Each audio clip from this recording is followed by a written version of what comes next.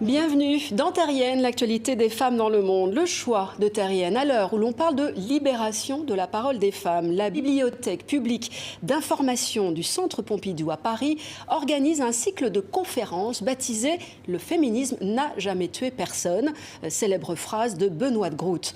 Premier rendez-vous cette semaine en visioconférence sur le thème des violences sexistes avec la philosophe Elsa Dorlin, l'écrivaine Valérie Rey-Robert, la réalisatrice Ovidie et la blogueuse et militante féministe Anaïs Bourdet, fondatrice du site Paytachnek, qui a recueilli depuis des années des milliers de témoignages. Alors Terrienne vous propose de voir un extrait de leur échange. Depuis MeToo, est-ce que les choses ont vraiment changé ? J'ai l'impression que cet effet libération de la parole, il est formidable pour les victimes, parce que c'est vraiment une aide, ça permet à certaines victimes d'enfin parler, etc. Mais qu'à l'échelle sociétale, par contre, ça permet à tous les gens, le pouvoir public, etc., de s'asseoir et de ne rien faire, en fait.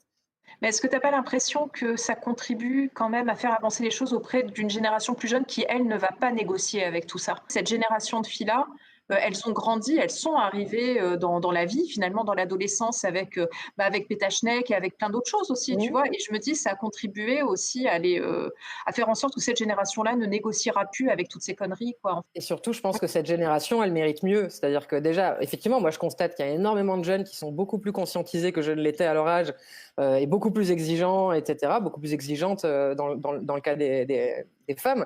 Mais elles méritent mieux. Parce que là, du coup, ça fait quand même des années qu'on en est à peu près au même niveau de discussion, en fait. Voilà, une conférence visible dans son intégralité sur la page Facebook de la Bibliothèque publique d'information.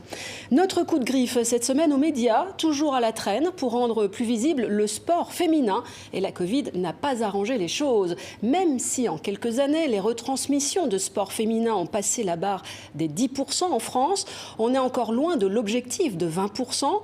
Cette semaine, donc, le Conseil supérieur de l'audiovisuel a mené l'opération sport féminin. Toujours, et cela pour la 7e année consécutive. Avec le hashtag plus de sport féminin, les internautes sont appelés à raconter sur les réseaux sociaux leur coup de cœur pour une sportive, une experte ou leur moment télé ou radio préféré.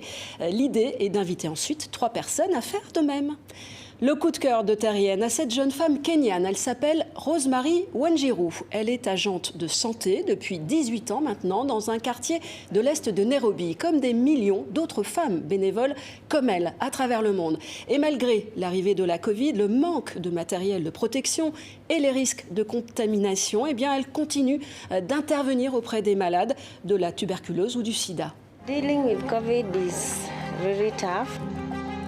What gives me hope is there are so many people who have completely changed their lives through the treatment, through the counseling. The fact that I'm giving hope to people and saving life, that is enough to live for. Des informations et bien d'autres encore à retrouver bien sûr sur notre site et sinon on se donne rendez-vous ici même la semaine prochaine.